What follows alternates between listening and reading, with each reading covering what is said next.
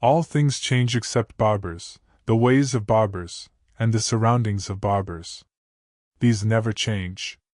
What one experiences in a barber's shop the first time he enters one is what he always experiences in barbers' shops afterward till the end of his days. I got shaved this morning as usual. A man approached the door from Jones Street as I approached it from Main. A thing that always happens. I hurried up, but it was of no use.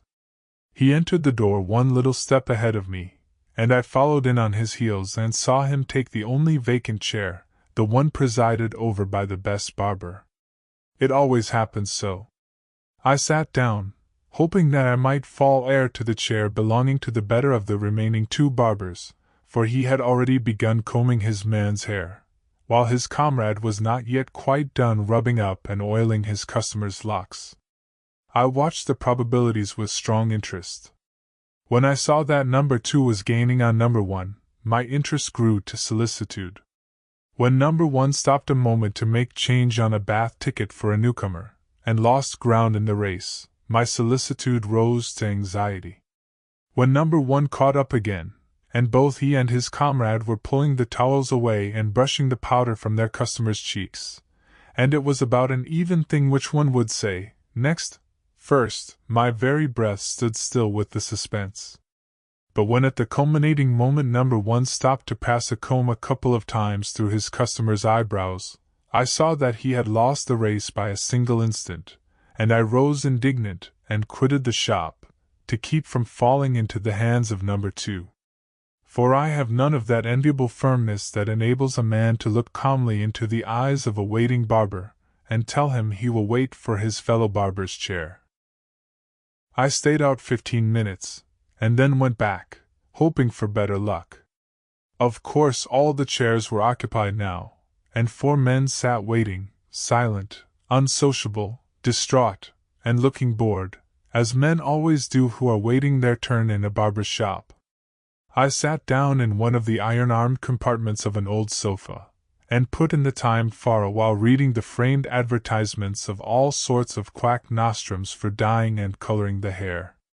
Then I read the greasy names on the private Bayrum bottles, read the names and noted the numbers on the private shaving cups in the pigeonholes, studied the stained and damaged cheap prints on the walls, of battles, early presidents, and voluptuous recumbent sultanas, and the tiresome and everlasting young girl putting her grandfather's spectacles on. Execrated in my heart the cheerful canary and the distracting parrot that few barbers' shops are without. Finally, I searched out the least dilapidated of last year's illustrated papers that littered the foul center table, and conned their unjustifiable misrepresentations of old forgotten events.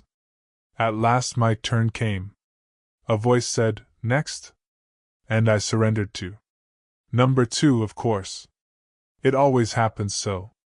I said meekly that I was in a hurry, and it affected him as strongly as if he had never heard it. He shoved up my head, and put a napkin under it. He plowed his fingers into my collar, and fixed a towel there. He explored my hair with his claws and suggested that it needed trimming. I said I did not want it trimmed.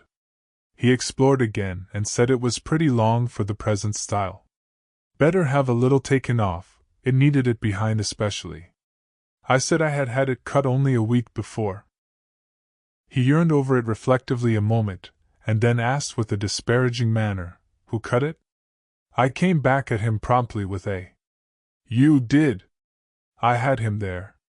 Then he fell to stirring up his lather, and regarding himself in the glass, stopping now and then to get close and examine his chin critically or inspect a pimple.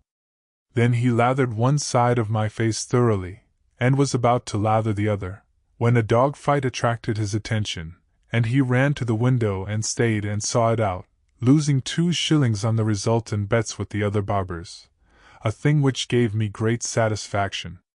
He finished lathering, and then began to rub in the suds with his hand.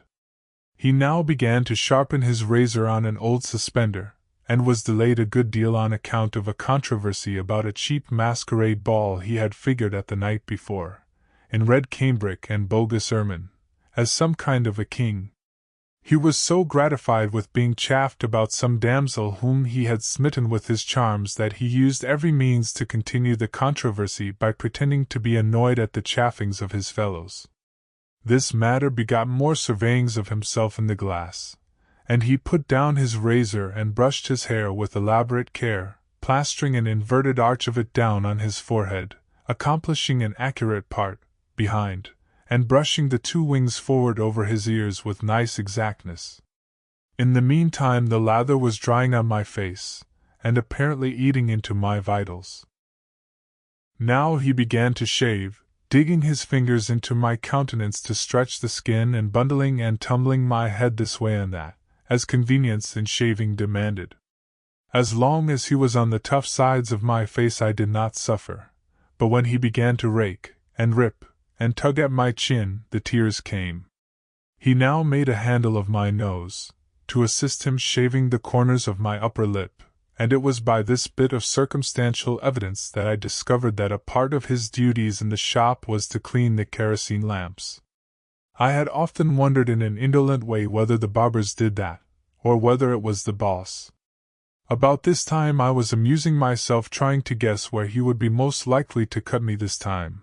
But he got ahead of me, and sliced me on the end of the chin before I had got my mind made up.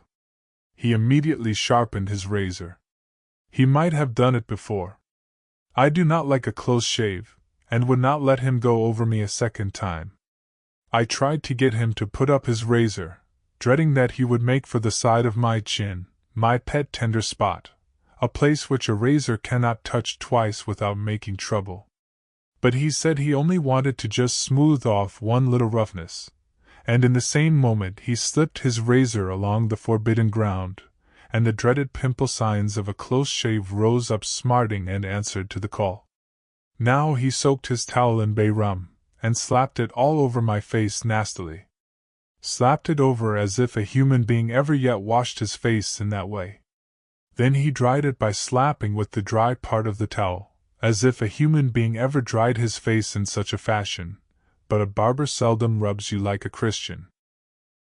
Next he poked bay rum into the cut place with his towel, then choked the wound with powdered starch, then soaked it with bay rum again, and would have gone on soaking and powdering it forevermore, no doubt, if I had not rebelled and begged off.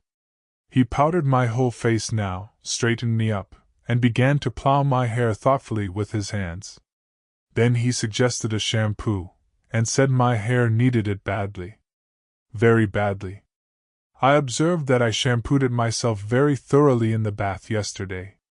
I had him again. He next recommended some of Smith's hair glorifier, and offered to sell me a bottle. I declined. He praised the new perfume, Joan's Delight of the Toilet, and proposed to sell me some of that. I declined again.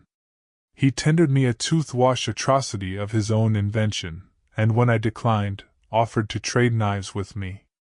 He returned to business after the miscarriage of this last enterprise, sprinkled me all over, legs and all, greased my hair in defiance of my protest against it, rubbed and scrubbed a good deal of it out by the roots, and combed and brushed the rest, parting it behind, and plastering the eternal inverted arch of hair down on my forehead, and then, while combing my scant eyebrows and defiling them with pomade, strung out an account of the achievements of a 6-ounce black and tan terrier of his till I heard the whistles blow for noon, and knew I was 5 minutes too late for the train.